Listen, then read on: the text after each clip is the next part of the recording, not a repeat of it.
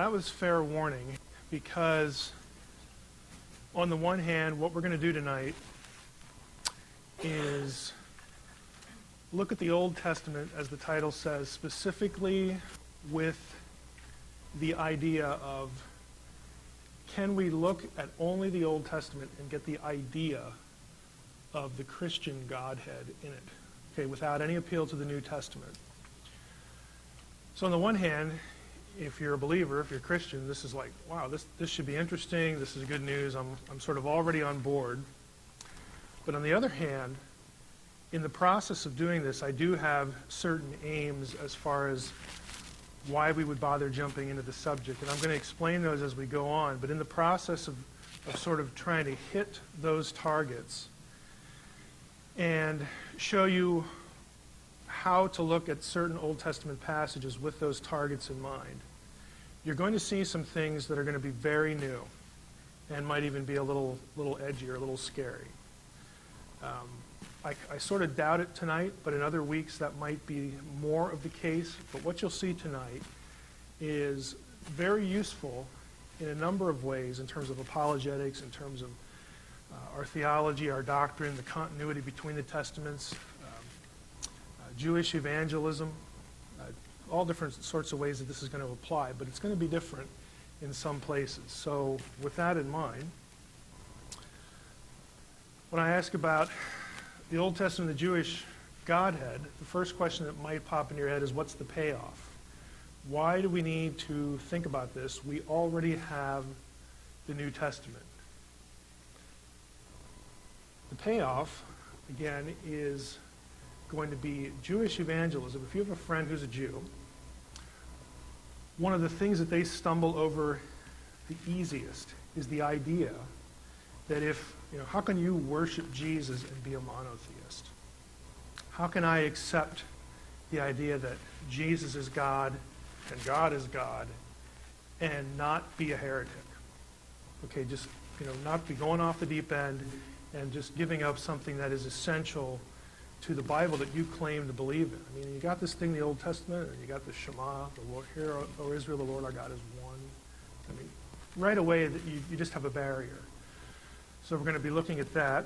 And in succeeding weeks, we're going to see how, once you're sort of over the hurdle of divine plurality, okay, this plural idea, which we're going to hit tonight, you start to get into an Old Testament doctrine. Believe it or not, this was Jewish theology up until the end of the 2nd century, right after the Christian era. It used to be, pardon the pun, kosher in Judaism to believe in what they called then two powers in heaven. Two, like two Yahwehs. Not one good and evil, both good guys. That was normative Judaism until after the Christian era. So we'll be hitting that the second week, but you might get a little taste of it tonight. But we got to get over this divine plurality hurdle before we get to what you could really show a Jewish friend in terms of, hey, your Old Testament is not really different than the New Testament. You just got to look at it a little bit, from different angles, and you're going to come out the same place. The other is apologetic discussion. Now, in terms of your experience, you may have run into certain groups. Jehovah's Witnesses would be one. Mormonism would be another. You might have seen specials on television where academics are talking about Christianity, and it's, you don't recognize it for the Christianity you're familiar with, and also sort of weird ideas about Jesus that you might see on TV or hear on the radio. All of these groups are saying things about Jesus that in the course of the 4 weeks we're going to cover here, I'm going to show you from either the Old Testament or just how to understand the Testaments in tandem, how to deal with that. Now, for Jehovah's Witnesses, they're more famous for denying that Jesus was a deity, okay, was God in the flesh. He's a created being to the Jehovah's Witness. Mormons sort of see lots of gods in their Bible, and Jesus and Lucifer are like brothers. So they have many God figures, and they're all sort of equal and interchangeable. The academics are fond of saying things like, The New Testament authors, the New Testament guys, they just sort of made this up about a Trinity or a Godhead. You won't find this in the Old Testament. So they were literally sucking it out of their thumb. So why should we pay any attention to them? They were aberrant. They were not consistent. Or they'll say the New Testament writers use the Old Testament in such a way where they're just using it badly or incorrectly. They're reading things into it. And again, Jesus revisionist, this whole notion of, Jesus being either non-existent or some, odd sort of figure that was saying things about himself that, again, he was just making up. There's also biblical continuity and interpretive clarity. The two testaments are very consistent with each other. Even as something as fundamentally Christian as a Godhead, you will see in the Old Testament. You just sort of have to know what you're looking at and what to look for. What we'll cover as well will, in some ways, clear up a lot of weird passages. There are a lot of these between the Testaments, and I think we'll get some help there. But the big one is contextualized theology. And by that I mean this old thing of interpreting in context. Now, everybody talks about this. But my question is, how serious are you about it? Because, again, this is sort of a little bit of warning here. Biblical theology did not begin with any of these theologians. I have all the big names up here, and of course the bottom is any theologian you can sort of fill in the blank with. There are certain things that you need to think like an ancient Israelite to get. And we're going to cover some of those tonight, and we'll show you how it's valuable. Biblical theology is framed by the world, the people who created it.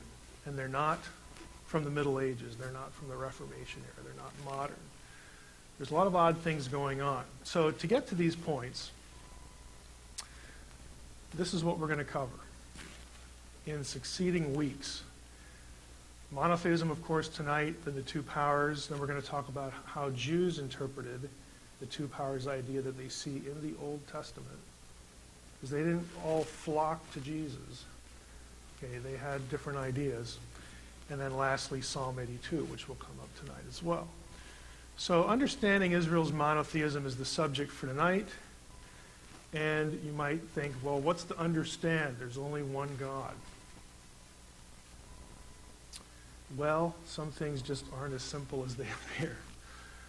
Specifically, many Jews, again, see a belief in Jesus as God as a problem. We need to be able to catch this, we need to be able to fit the idea of Jesus as God, and then God is still there, into monotheism. Somehow that needs to be monotheistic. If you're talking to a Jewish friend, you got to be able to do that.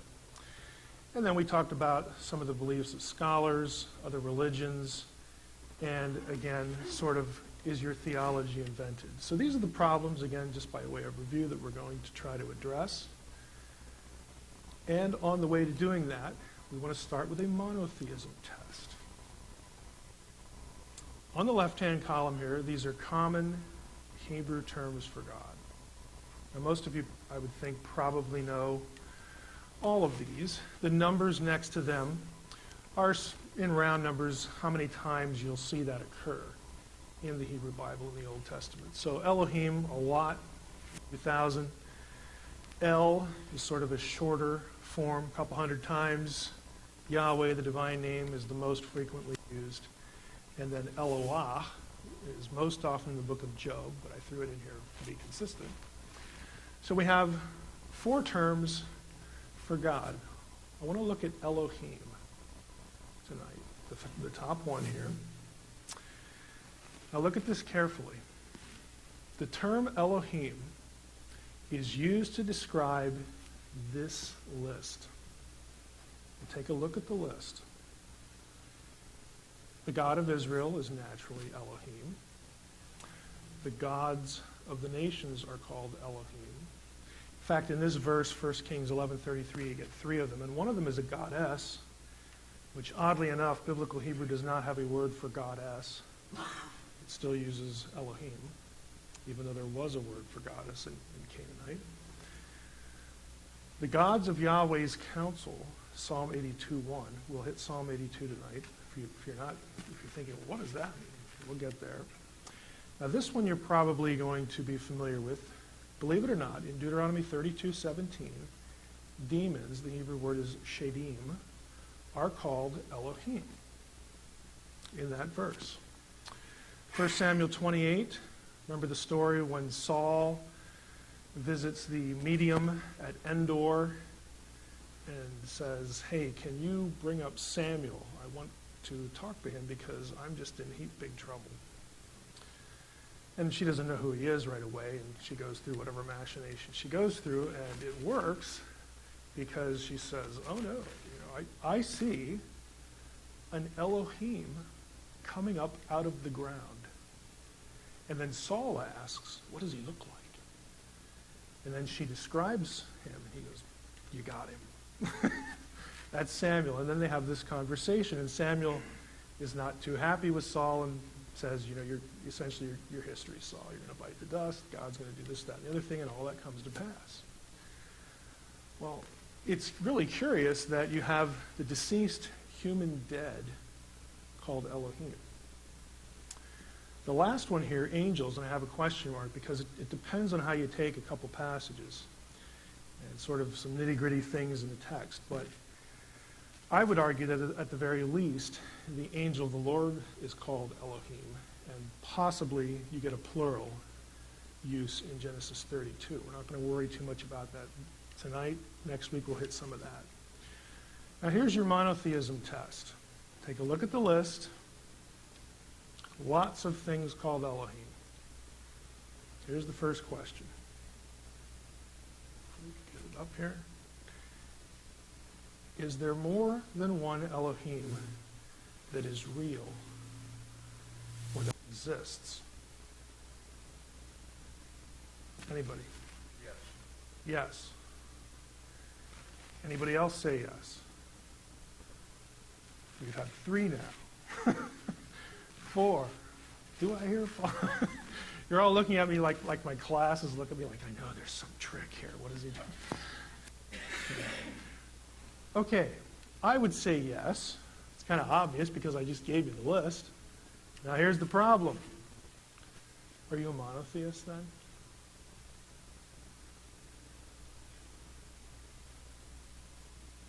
How many say yes?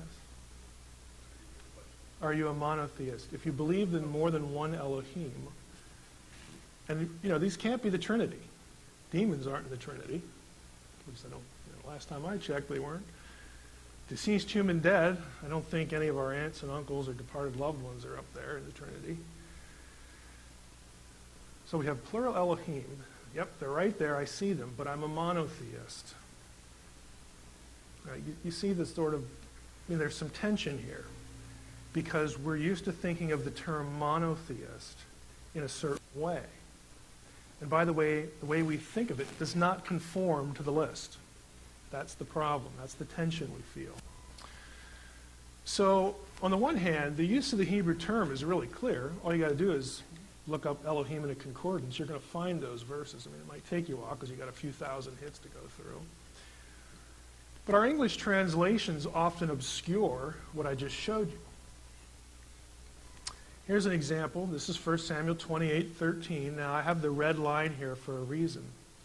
Because the ESV, to the left of the red line, that does a really good job of telling you what word the Hebrew actually has. It uses G-O-D, small G-O-D.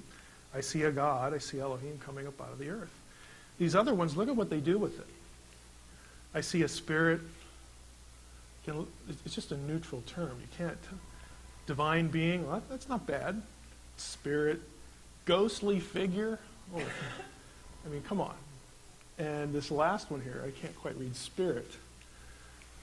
Now, if you were looking at these translations, you'd never guess that what you have is Elohim. You might think spirit. Oh, maybe it's ruach, because that's the Hebrew word for spirit. No, it's not what's actually there. Here's another one, Deuteronomy 32:17. Red lines over here. So I think these 4 translations do a pretty good job with this. look at the NASB over here. They sacrificed to demons who were not God, big G. The word there is Eloah, by the way. To gods, to Elohim, whom they have not known, so on and so forth. So this translation carefully distinguishes that the beings that the Israelites wound up sacrificing to were not God, were not the true God, but they were other gods, bad ones that they should not have been worshiping. So these translations do a good job. Over here, now, if that isn't a contradictory translation or contradictory thought, I don't know what is. They sacrificed to demons which were no gods to gods they had never known. Well, are they or aren't they? Doesn't make any sense. And demons that were no gods to gods they had, again, what's going on there? I'm not going to guess at what's going on in the translator's mind. Translators have a tough job, but that just really isn't a very good translation. Psalm 82:1. Again, here's our red line. Psalm of Asaph. God has taken his place in the divine council. By the way, this is Elohim. In the midst of the gods, this is also Elohim, except this one is plural. He holds judgment. So, New King James, ESV do a pretty good job. Here we have heavenly beings, rulers, like with 12 inches. Okay, that was an attempt at a joke. Yeah. Okay, rulers, and then this is my favorite right here, gods in scare quotes. Dun, dun, dun, dun. Come on, it's just your Bible. You don't need to put scare quotes around things. So, again, you see that you have a problem if you're dependent on English translations and you're not using things like concordances to sort of get down under the surface a little bit. You'd never know. It's sort of just a hit or miss proposition. Now, I think at least part of the reason why these and other verses have this sort of translational difficulty or problem, where the translator's like, I don't know what I should put here, is because we are used to looking at the letters G, O, and D in that order, and thinking of that word in light of a specific and unique set of attributes. That's what we're used to doing. But that isn't what the biblical writers did with the word, because they apply it to, 6 different things. So that alone should tell you the fact that an inspired biblical writer would use the term Elohim of some, flunky demon over here, or again, spirit of, the deceased human dead. That alone should tell you that the biblical writer did not attach a specific set of attributes to the word. To him, it meant something different. Now again, here's our list. And these figures, these entities, are not equal in attributes. Again, obviously an angel is not at the level of the God of Israel. None of these are at the level of the God of Israel. So it can't be about attributes. What a biblical writer would say, if you walked up to a biblical writer and said, hey, I want to know if you're a monotheist. I want to know if you believe that only one Elohim exists. He'd look at you and go, of course not. I mean, haven't you read the stuff we've been producing here? You go to these passages, and this is how we use Elohim, and all sorts of things. And then, you'd hear him say that, and it would be like, man, I can't fellowship with you. You're just off limits here. You're a heretic. If you change the question a little bit,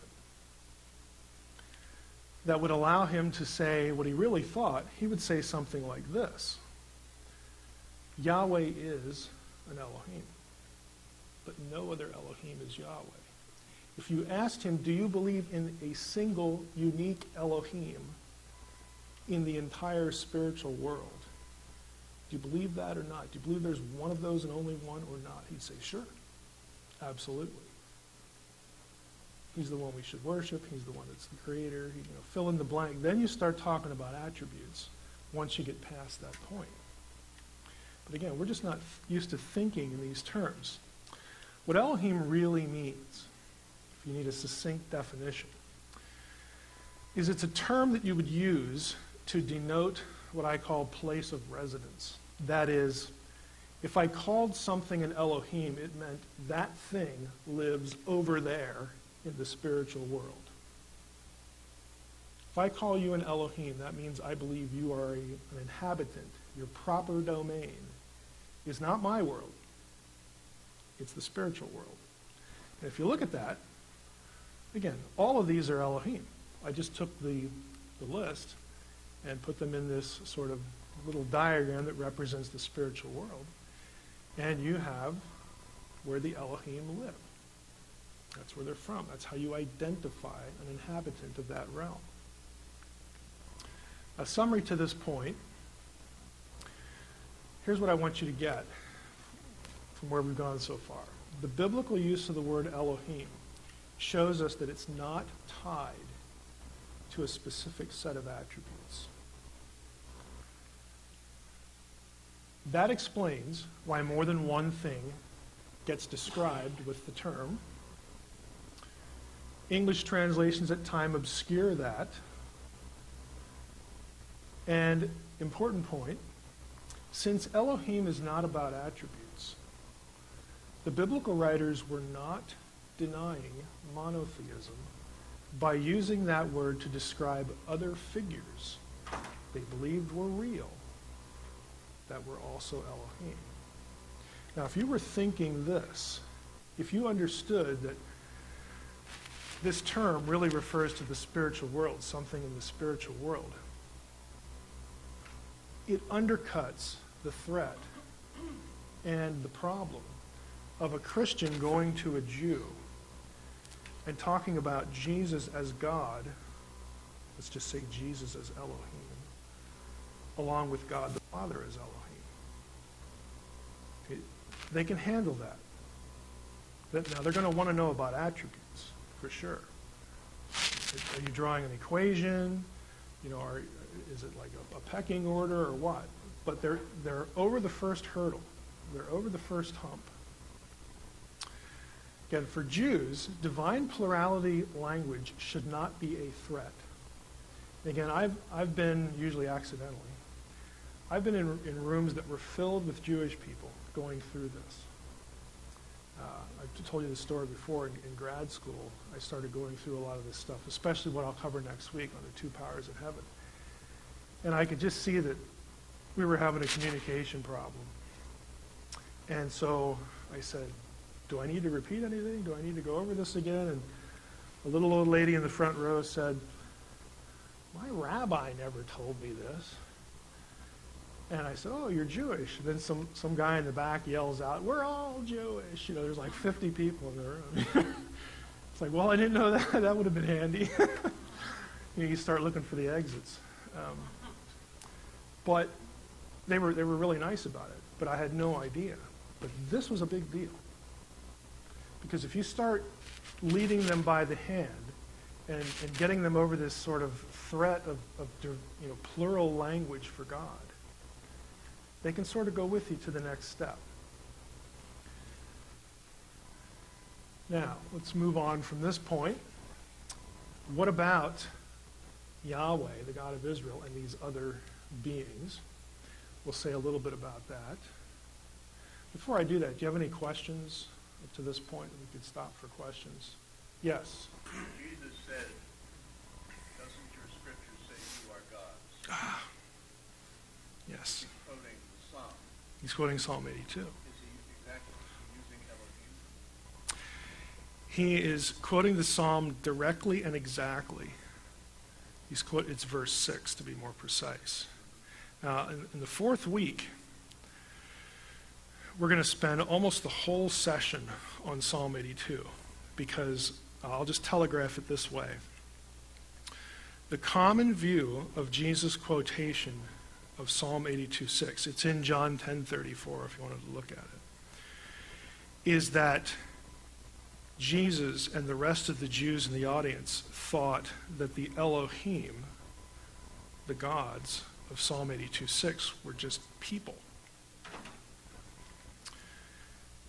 I don't believe that at all. Okay? I think Jesus understood his Old Testament, and he understood what Elohim meant. The issue is, if you just say it's people, what it amounts to is that Jesus is saying, hey, look, guys, I know you're upset with me. I know I've been walking around here, doing amazing things, and when people are saying, it's the Messiah, the Son of God, God's come to earth, all this stuff, I haven't told them to shut up. So I know you're upset with me. And I just said, I and my Father are one, a few verses back. But you know what? You need to let me do that, because I get to call myself God just like anybody else. How does that make any sense? If Jesus thinks the gods of Psalm 82 are people, that's what commentators have him saying. I can do it because you guys can do it. Makes no sense at all. But if he's thinking of them as divine beings, it's a different story, especially because 4 verses earlier he said, I and my Father are one. And right after he quotes it, what else is he going to say? God is in me, and I'm in him. Okay, he's going to say, look, your own Bible has divine plurality language in it. Take a look. You're supposed to know that. Now, you should learn from that other non-human beings are called Elohim. So you shouldn't be throwing anything at me for that. But you know what? I'm more than just one of these Elohim in Yahweh's council of Psalm 82. I'm him. I'm the Lord of the council. So you better watch what you're saying. Okay, 2 entirely different ways of looking at it. And I'll walk you through it on the 4th week. But that's a significant verse. To drive home the point that he's trying to make, to reinforce what he said in 2 other occasions in the same chapter. So, any other questions? Okay, well, let's jump in here. We'll hit Psalm 82 a little bit. For the rest of tonight, I want to sort of focus on 2 points, or have these 2 points in your mind. One is, again, that Yahweh, while Yahweh is an Elohim and no other Elohim or Yahweh, that means Yahweh is inherently superior. He is in command. He is ontologically, fancy theological word there. Ontology means what a thing is. He, by definition, is superior to anything else in the spiritual world. And, of course, our world, too. So that's one thought to keep in the back of our minds. The other one is this sonship language that you will see associated with certain Elohim in the spiritual world gets rightly applied to divine beings because God created all those other divine beings, not only humans, without threatening monotheism. So the first hurdle you have to sort of cross is this idea of, again, especially if you have someone who's like a Jewish person really devoted to the Old Testament and the Shema. It's like I shouldn't even be using phrases like plural gods or plural Elohim because God's going to strike me down because the Lord our God is one. That's a hurdle we can get over.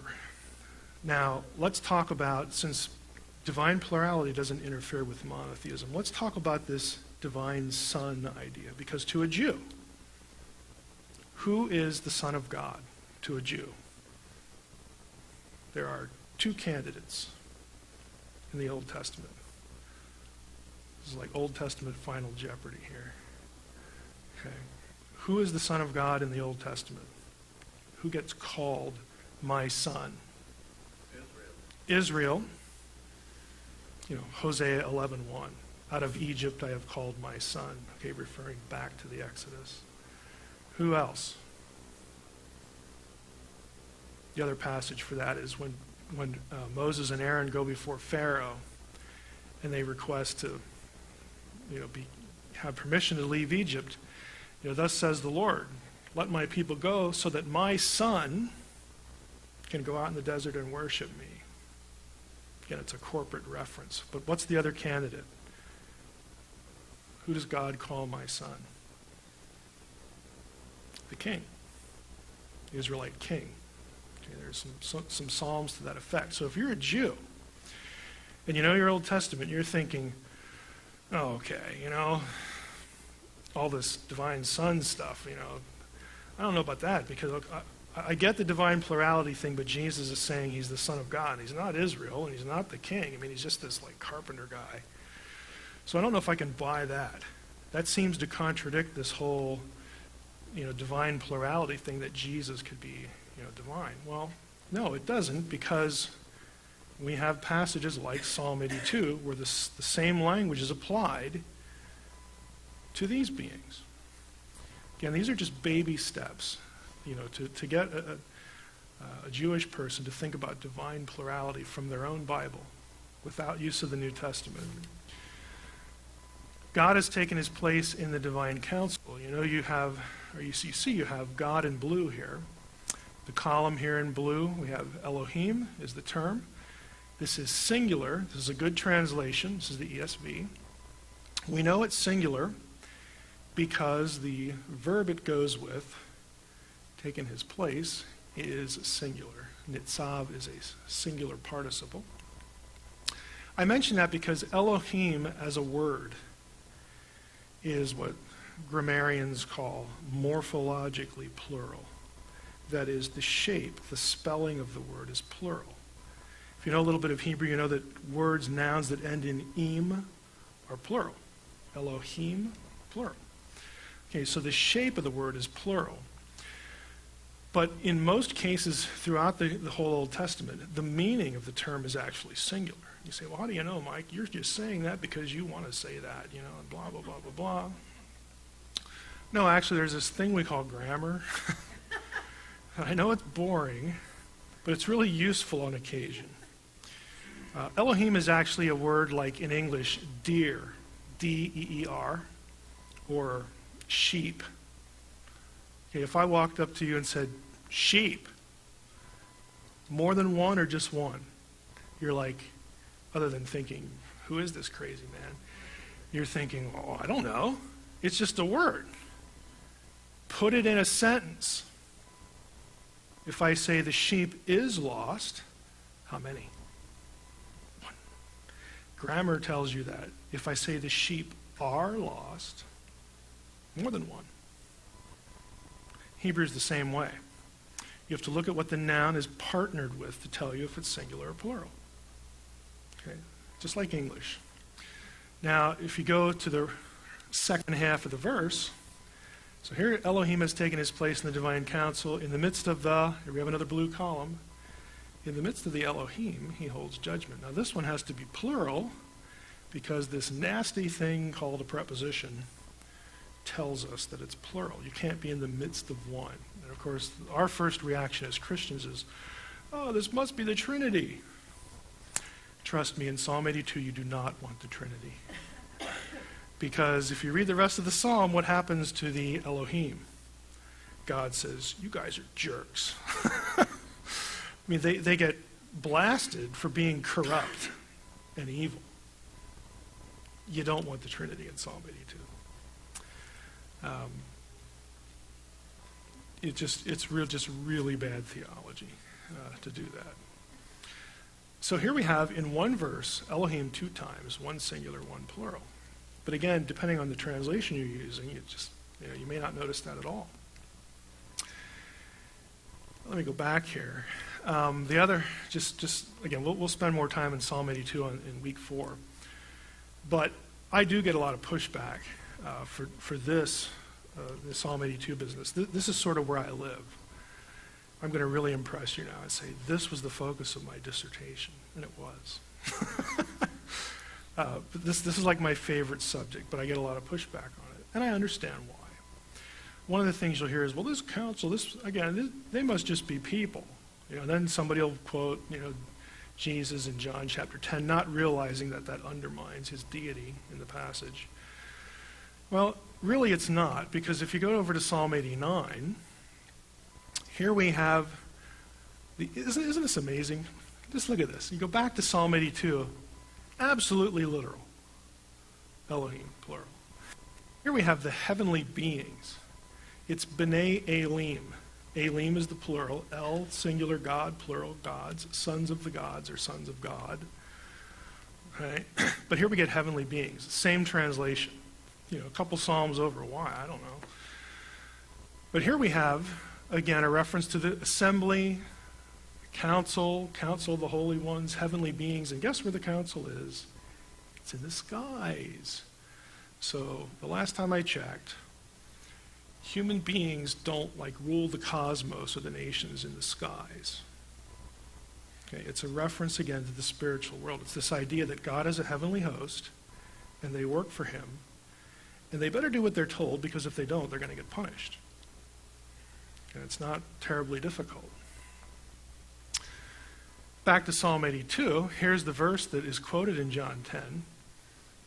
God says to the Elohim of his council, I said, you are gods, Elohim, sons of the Most High, all of you. Nevertheless, like men, you shall die. Again, you don't want the Trinity here. Okay, it's just not a good idea. Nevertheless, like men, you shall die and fall like any prince. Again, this is a declaration that because of your corrupt administration of what I gave you to do, ruling the nations, as we'll find out, because you did not do a good job, and part of their failure was having men allowing humans to worship them instead of the true God. We find out from Deuteronomy. Because of that, I'm going to strip you of your immortality. You see, I'm bigger than you are. I made you, not the other way around. I gave you life, and I can take it. Now here's the passage that's sort of the springboard for what in the world Psalm 82 is talking about. Deuteronomy 32, 8 and 9, and verse 43. You'll notice I have two translations here. NIV, ESV. One says sons of Israel. In fact, most of your English translations will have sons of Israel. The other one says sons of God. Now let's look at the verse. When the Most High gave the nations their inheritance, when he divided up all humankind, all mankind, when did that happen? When did the nations get divided? Tower of Babel, Genesis 11, 1 through 9. When God did that, he set up boundaries for the peoples according to the number of the sons of Israel. And here we have, according to the number of the sons of God. ESV is one of the few translations that will have this. That is the reading in the Dead Sea Scrolls. It's also the reading in the Septuagint. So the oldest manuscripts of the Hebrew Bible we have read sons of God in this passage. Now, I don't want to get into this too far. We'll do it in the fourth week.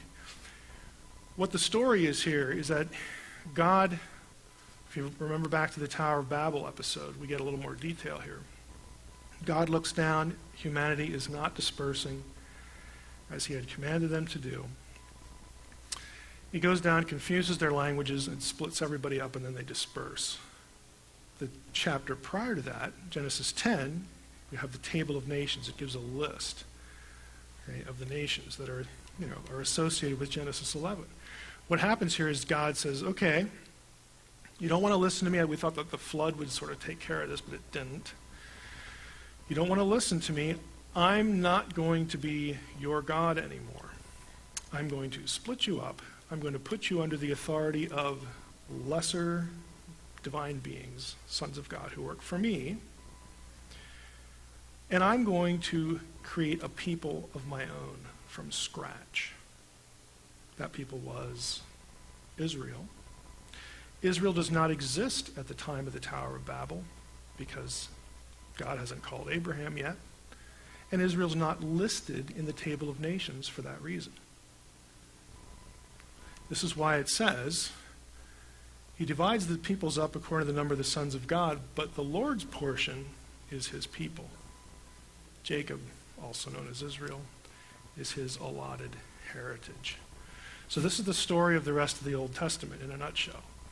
This is the beginning of the antagonism between Israel and everybody else, and between God and other deities, other pantheons. This is the Old Testament explanation for why the other nations have their own pantheons, why they're messed up.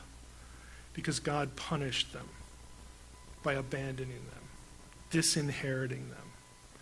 Now, we know from the very next chapter, when God calls Abram, what does God say about the nations? Does he forget them? Are they just dead meat for the rest of human history? No, he says, when he calls Abram, he says, through you, all nations of the earth will be blessed. Okay, so he hasn't forgotten them, but they are under punishment. So again, I don't want to get too far into that. Here are just a list of references where you get this son language. Right here, the B'nai, sons of God, B'nai Elohim, B'nai Elim, in the Old Testament. And coming back to the Shema, is all of this a violation of the Shema? Because again, we're trying to get people, again, specifically I've been highlighting the Jewish person here, over the hump of looking at their own Bible, their own Old Testament, saying it's okay to recognize divine plurality because Elohim just talks about where a being it lives and where he's from. It has nothing to do with attributes. And some of those Elohim are sons. We have this sonship language going on. It's not a violation of the Shema. I have 5 translations here of the Shema because the Shema is like the most difficult verse in the Bible to translate. You think, well, look at that. It's just a few words. What's so hard about that? In Hebrew, there are no verbs. There isn't a single verb in Deuteronomy 6:5. You have to supply it. So any one of these can work grammatically, but they all have something in common. The Lord is our God, our God, our God, our God, our God. Yahweh is our God. Now that makes sense in view of divine plurality because the Israelites believed in a whole spiritual world populated with other Elohim. And in fact, God had punished the nations, and some of those Elohim had become corrupt, and they were demanding and receiving worship from other peoples instead of the true God. And God said, look, I'm going to bring you out of Egypt, but you stay away from the other gods. You stay out of their territory, you don't intermarry with them, you stay away from them. Because he knows the threat is real. Again, it's the whole Old Testament, just in a nutshell. This is why in the Old Testament you get this sense of certain areas were owned or under the domain of different deities.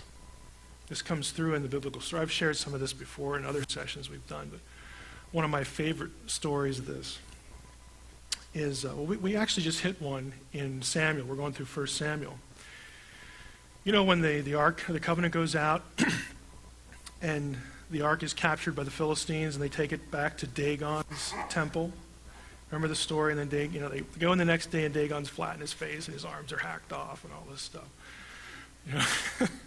I love the description. But what's even better about it is when they prop him back up, you get this line in the narrative that says, and this is why to this day the priests of Dagon don't walk across the threshold. What does that mean? It's because it was Yahweh's turf. So when they go into the temple of Dagon, good morning, Dagon. I need something on the other side of the room. I'm just going to step over here and I'm going to walk around. Because in their thinking, Yahweh owns that ground because he defeated Dagon. That is holy ground to the God of Israel. Naaman the leper. Okay, he gets healed miraculously by Elisha. Can't pay the prophet. And he finally gives up and says, okay, I got to go back home now. Can I have your permission? Maybe some of you remember this. What does Naaman ask Elijah to take back home with him? He wants to load 2 mules with dirt. Why would he ask for dirt? This is why he'd ask for dirt. Because he knows, he even says, now I know that the Lord, he is God. And he says, now look, I'd like to take some dirt back with me because it's part of my job. I got this king and he's old, so that I have to take him into the temple of Ramon, his god, to worship. And so he's old. I got to take him by the arm, and we sort of shuffle. I always think of Tim Conway. I know I'm dating myself here, but the old tailor guy. We're going to shuffle along here, and when he bows to Dagon, I might have to go down with him because I'm hanging on to the guy. He's just old. But I'd like some dirt to take with me. Why? It's protection. Okay. I don't know if we're not told. Is he going to sprinkle some? Okay, I'm safe now. I'm in the temple of Ramon, but I got Israelite dirt with me. I got Yahweh dirt with me. Or is he just going to hold some or put it around his neck, put it in a little bag, put it in his pocket? Who knows? But to him, it's cosmic geography. This is Yahweh's territory, and I'm taking it with me. I can't live here. Got a job, got kids back home and all that stuff. I'm an important man, but I'm taking dirt with me. So what does Elisha say? Yeah, that'll work. Sure, good idea. Go ahead. Take all you can carry. We got more of that. So you get this, again, this sense that Yahweh is our God. This is what the Shema means. The Shema is not a denial of all this other stuff we've looked at. There's a context for it. It's just not one we're used to. And you might be thinking, what about statements like, there's none beside me, none like me? They're not denials of the existence of other Elohim. They're statements of Yahweh's incomparability. I'll just point out, some of these denials are in Deuteronomy 32, verse 39. They're in Deuteronomy 4, which is the parallel. Deuteronomy 4, 19 and 20 is the parallel to Deuteronomy 32, 8 and 9. You get two denial statements in Deuteronomy 4, verses 35 and 39. Well, what's going on there? Deuteronomy 32 said the demons are gods, and they must be real because we can't deny that demons are real. And now you got this none beside me stuff. What's going on? I'm so confused. Well, if you think of them as statements of incomparability, there actually is no problem. Now, here's a list of places, and I want to focus in on these two. These are all denial statements, and their formula, if you can read a little Hebrew. Right down here, the city of Babylon says, there is none beside me, there is none like me. And over here in Zephaniah, it's Nineveh that says that. Exactly the same phrases, a couple of these phrases over here, that are in the denial statements. Now here's the question. Is Babylon really saying, hey, I just want everybody to know that there are no other cities in the world? Just me. No, that's absurd. All you got to do is travel a couple miles and you run into one. The whole point is that Babylon is saying, I'm the best. None can compare to me. And that's what the denial statements are about. So by way of ending summary, a couple of thoughts to take away. We have this list here. Again, the Shema not being a contradiction to divine plurality, affirming the uniqueness of Yahweh. Divine plurality is not inconsistent with monotheism, and it paves the way for the next step, which is next week, of explaining how Christianity grew out of Judaism. Now, we're going to see next week that the Old Testament identifies one particular Elohim as Yahweh, along with Yahweh. I'm going to show you passages where you have God and this other figure in the same passage, and they're indistinguishable. And there are some things that you sort of miss in the English translation that are pretty dramatic. To sort of telegraph that, what you have in the Old Testament is you have Yahweh invisible and Yahweh visible, and sometimes they're in the same scene. And sometimes the visible one is the Yahweh you think of, other times the visible one is the other Yahweh. And you say, well, that's confusing. There's like two Yahwehs and one is but isn't Yahweh. And yeah, that's exactly the way we talk about Jesus, if you think about it. Jesus is God, but he isn't. He's God, but he's not the Father. Again, the Old Testament has those categories already in it. Okay? They were tracking mentally with the idea of two, And we'll get to 3 as well. But they're tracking on 2. On the one hand, it's an easy shift to accept for a Jew intellectually, to accept the idea, okay, we got Yahweh and we got this other Yahweh. Okay, I know what you're talking about. But the other time it was a life-altering, life-threatening decision to turn your back on Judaism and become one of these Christian people. Because you had to believe that Jesus was the second one, the co-equal second person. That was a huge step. But they had the categories already in their head. Now, I wanted to make a few comments about scholars. The next time you see a TLC special or a PBS special or a Nova special, whatever, fill in the blank, BBC, and they talk about how, this New Testament stuff, I just think they were making that up. Or the early Christians wouldn't even have known what they were talking about, this Jesus is God business, and Paul made that up. And then Paul and the early church, they were actually disagreed on their theology. Next time you hear about that, just kind of smile to yourself and say, you're just not too bright. Okay? You don't know your Old Testament context for the New Testament very well, Dr. So-and-so, do you? Because you don't. You don't. You either have to be ignorant of it or you just have to deceive your audience and not give it to them. And that's usually what's going on. I think we've hit this before. Last point, again, this is but isn't Yahweh thinking. Again, that's what I want you to sort of be tracking on for next time. So, a teaser. Last slide. I'm not, some of you will know this because you've heard me bring this up before. Others, this will be new to you. There's something odd about these 2 verses. Don't guess now, because I'm not going to tell you if you're right. The first one is a little easier than the second one. There's something odd that's going on in these 2 verses. And I'll be referencing those next week when we hit the 2 powers idea. Any questions?